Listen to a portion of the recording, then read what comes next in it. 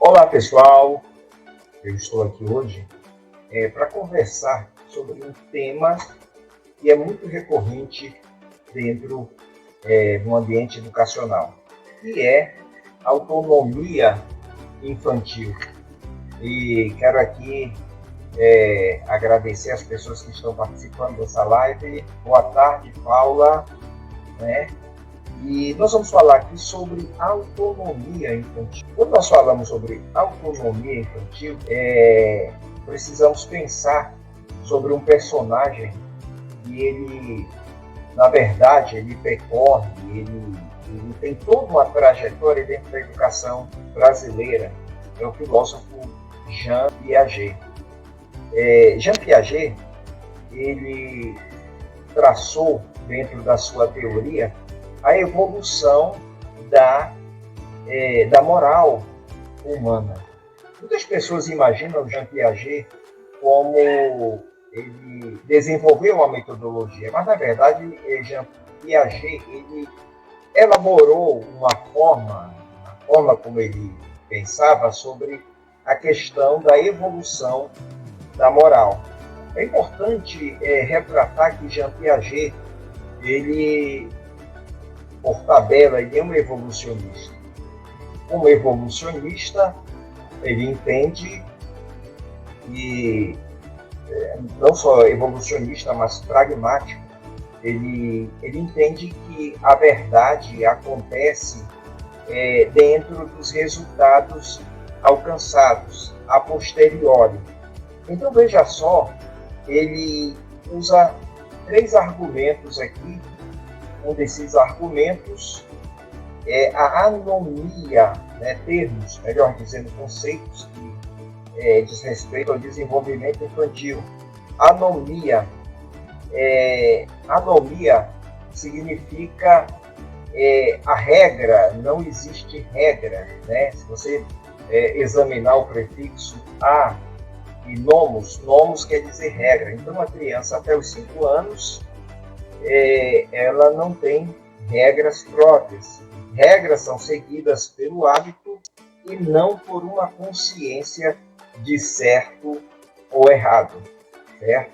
Foi essa ideia que Jean Piaget passou quando estava trabalhando a questão da evolução da moral humana. Depois, ele diz o seguinte: a criança, a partir dos 9 aos 10 anos, ele desenvolve, então, a heteronomia. Ou seja, essas regras, elas vêm de fora, elas vêm da família, elas vêm da igreja, elas vêm dos professores. Então, ou seja, esse tipo, a heteronomia, significa que todas essas colocações, tudo que a criança recebeu na igreja é uma regra de fora.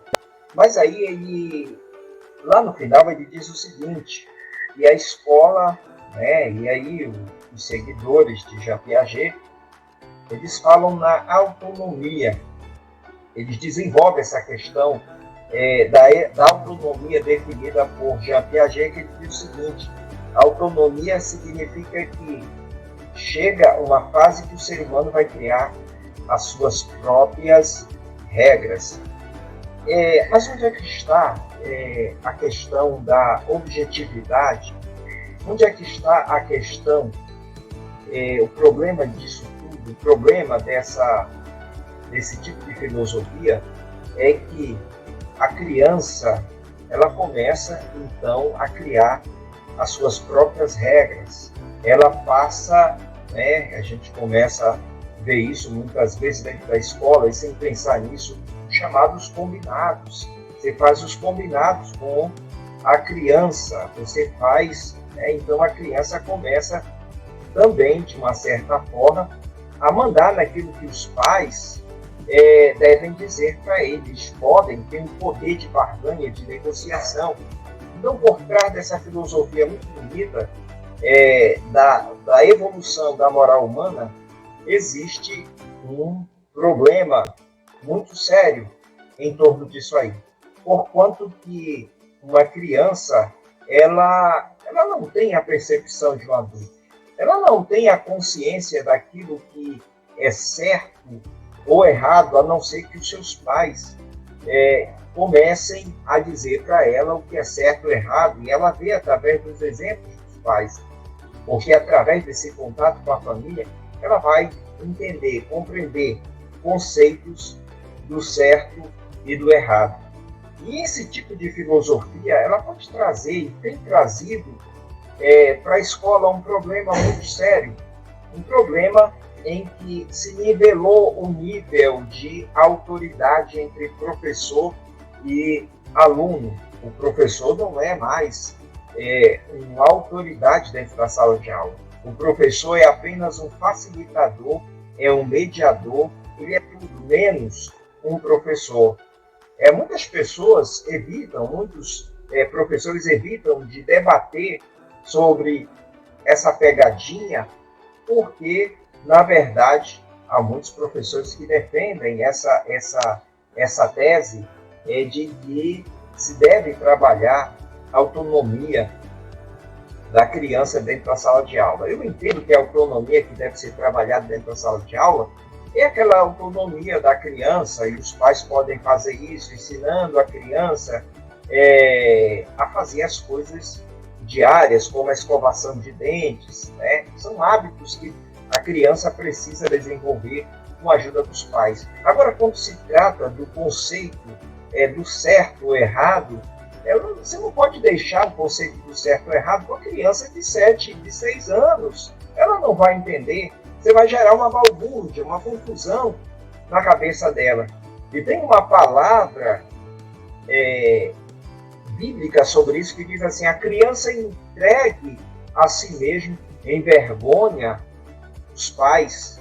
Ou seja, a criança que você deixa ela à vontade, sem criar regras, sem indicar caminhos que ela pode cumprir em relação àquilo ali, ela vai ter problema e vai gerar problemas para os pais mais tarde, e vai gerar problema dentro das escolas, como já está acontecendo. Então, eu defendo uma pedagogia diretiva, uma pedagogia que indica à criança, né, os caminhos que ela deve tomar. Provérbios 22 diz assim: ensina a criança no caminho em que ela deve andar, e até quando envelhecer, não se desviará dele. Obrigado. Eu quero aqui pedir que você deixe o seu comentário, se você é favorável a essa ideia. Se for...